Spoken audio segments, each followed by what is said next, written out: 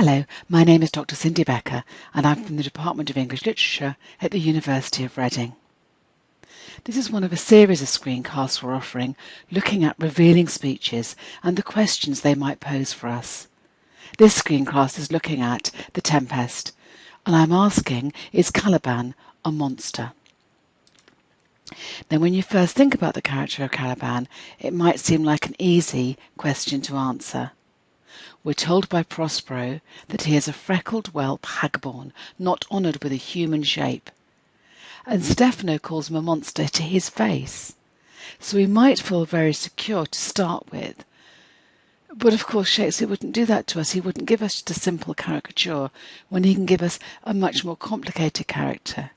And when he can force us to start to think about what it is to be monstrous, what does monstrous mean, and what would that do to a character.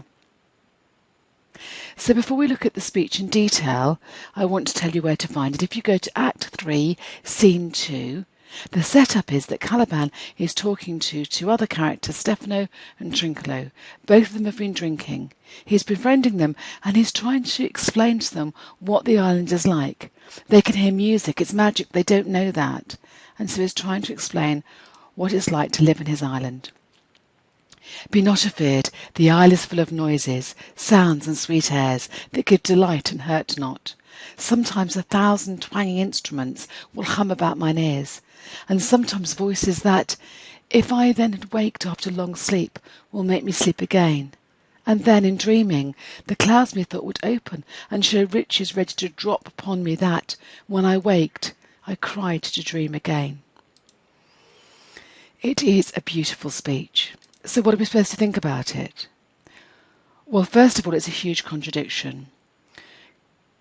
Caliban once said to Prospero, "You taught me language, and my profit in it is I know how to curse. The red plague rid you for learning me your language." So you wouldn't expect at all a speech like this to come from a character like Caliban, who curses the fact that he ever learnt language. So maybe we could think about slavery, we could think about power. This is potentially one of the key themes in the play. Maybe Shakespeare is resisting a simple reading as Caliban. We do have a reading which suggests he was deservedly enslaved by Prospero, and that his conditions are fit for him. But if his conditions are so suitable as a punishment for his earlier behaviour, then why would he be able to give us a speech like this? This doesn't sound like just a simple monster. It is possible to read this as a questioning, an interrogation of whether Prospero ever had a right to take over this island. Did he have the right to make Caliban his slave? Or maybe it takes us further than that. Maybe it's talking about ideas of spirituality and a soul, that every being is capable of moving for a moment above the mundane, above the sordid, moving to a different level, a different plane of understanding.